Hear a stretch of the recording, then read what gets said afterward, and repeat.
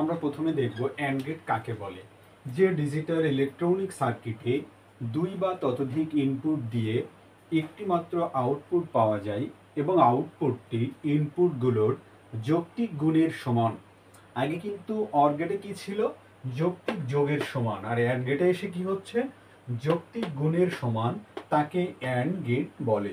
অর্থাৎ আগে আমরা দেখেছিলাম অর গেটের ক্ষেত্রে এ এবং বি এটা যোগ হয়েছিল, কিন্তু অ্যান্ড গেটে কি হবে?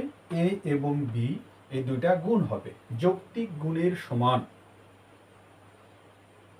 তাকে অ্যান্ড গেট বলে। অর্থাৎ কোনো একটি ইনপুট জিরো হলে আউটপুট জিরো হবে, কোনো একটি ইনপুট জিরো হলে আউটপুট জিরো হবে, তাকে অ্যান্ড গেট বলে। দেখো এখানে কি বলা হচ্ছে, এখানে এ এবং বি ইনপুট নেওয়া হয়েছে, আর আউটপুট এ এবং বি গুণ, অর্থাৎ যৌক্তিক গুণের সমান। এ এবং বি যতগুলো ইনপুট আছে এই ইনপুটের যে মান হয় জিরো, না বির মান জিরো, যদি জিরো হয় তাহলে জিরো, একটা জিরো একটা অন, সেক্ষেত্রে আউটপুট কি হবে? জিরো। অন আর জিরো, সেক্ষেত্রেও জিরো। সবগুলো ইনপুট যদি অন হয় তাহলে আউটপুট কি হবে? অন হবে। এই যে এখানে আমরা দেখলাম সংজ্ঞায় কি বলা হচ্ছে, যে যৌক্তিক গুণের সমান এ এবং বি এটা গুণ করা হবে, গুণ করে গুণ যে ফল যেটা হবে সেটাই কিন্তু এখানে আউটপুট হিসাবে পাওয়া যাবে। আমরা আবারও দেখি, যে ডিজিটাল ইলেকট্রনিক সার্কিটে দুই বা ততোধিক ইনপুট দিয়ে একটি মাত্র আউটপুট পাওয়া যায় এবং আউটপুটটি ইনপুটগুলোর যৌক্তিক গুণের সমান, তাকে অ্যান্ড গেট বলে। অর্থাৎ কোনো একটি ইনপুট জিরো হলে আউটপুট জিরো হবে, যখন সবগুলো ইনপুট অন হবে, সবগুলো যে এ এবং বি এর মান অল, এটাও অন হতে হবে এটাও অন হতে হবে, সেক্ষেত্রে আউটপুট অন হবে, তাকে কি বলে? অ্যান্ড গেট বলে। দুটি ইনপুট নিলাম, এটা ডি এর ন্যায় হবে। এই যে এখানে এ এবং বি আমরা ইনপুট নিলাম, এটা হলো আমাদের আউটপুট। এটা এখানে কিন্তু একের অধিক ইনপুট আসতে পারে, আমরা এটা চাইলে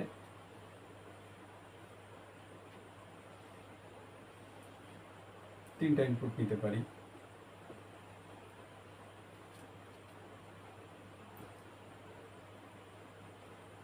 আমরা এইভাবে নির্ণয় করতে পারি প্রতীক অ্যান্ড গেট। আমরা সত্যক সারণীটা দেখার চেষ্টা করব।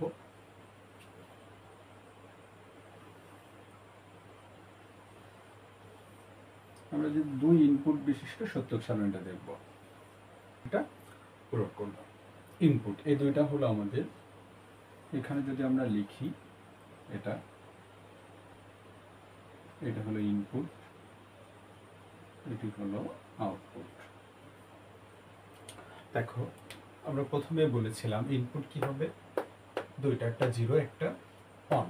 এই যে বা দুইটা, আমরা বলেছিলাম দুটি ইনপুট, যে ডিজিটাল ইলেকট্রনিক সার্কিটে দুই বা ততোধিক ইনপুট দিয়ে একটি মাত্র আউটপুট পাওয়া যায় এবং আউটপুটটি আউটপুট কিন্তু একটি আউটপুট হবে, ইনপুট কিন্তু একাধিক হতে পারে, তাই বলা হচ্ছে আউটপুটটি ইনপুটগুলোর যৌক্তিক গুণের সমান, তাকে অ্যান্ড গেট বলে। গুণ করো, জিরো আর জিরো গুণ করলে আমরা কি পাবো? যৌক্তিক গুণের ফল হলো জিরো।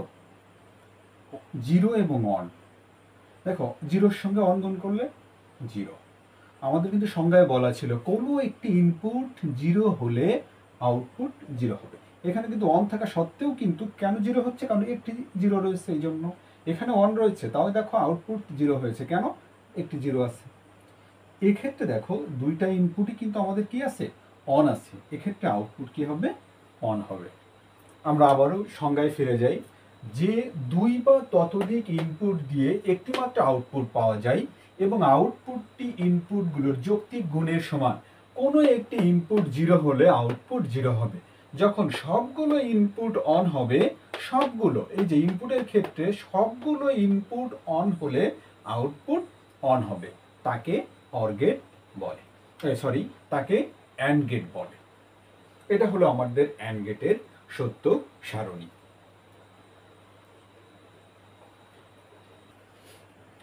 এবার এটা থেকে সত্যক সারণীর সাহায্যে আমরা হচ্ছে লজিক সার্কিটটি দেখার চেষ্টা করব।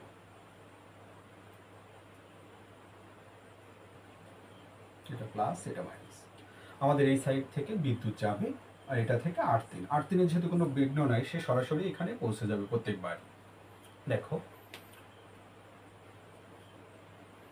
এর মান 0, বির মান 0, তাহলে এই সুইচটাও অফ, বি সুইচটাও অফ। সেক্ষেত্রে কি আলো জ্বলার কোনো সুযোগ আছে?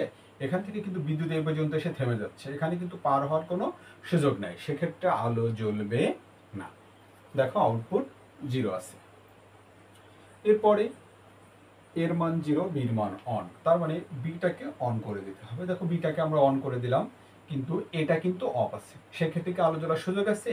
বিদ্যুৎ এই পর্যন্ত এসে থেমে যাবে, এ পাশে পার হওয়ার সুযোগ নাই, সেক্ষেত্রে বিদ্যুৎ পৌঁছাবে না।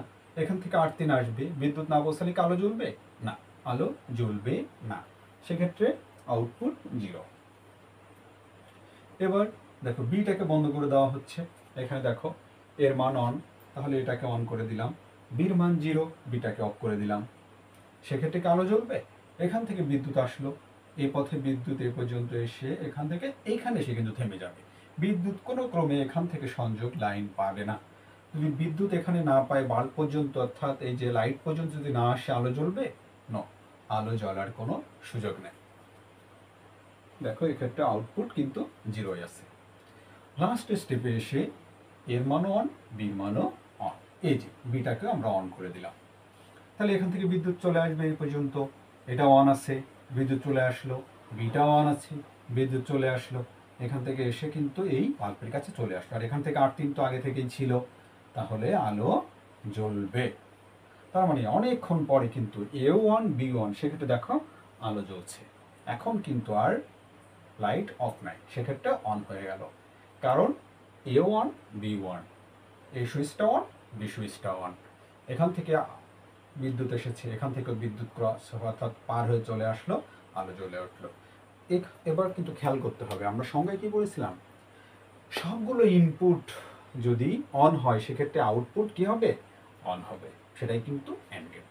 আমরা সংজ্ঞাটা আবার ভালো করে একটু স্মরণ করি, যে ডিজিটাল ইলেকট্রনিক সার্কিটে 2 বা ততোধিক ইনপুট দিয়ে একটি মাত্র আউটপুট পাওয়া যায়, এবং আউটপুটটি ইনপুটগুলোর যৌক্তিক গুণের সমান, তাকে অ্যান্ড গেট বলে। অর্থাৎ কোনো একটি ইনপুট 0 হলে আউটপুট 0 হবে, এবং সবগুলো ইনপুট অন হলে আউটপুট অন হবে, তাকে অ্যান্ড গেট বলে।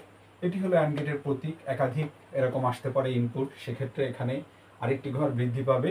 তোমাদের এটা থাকলো, তোমরা নিজেরাই আগে প্র্যাকটিস করে দেখবা কিভাবে 3 ইনপুট বিশিষ্ট।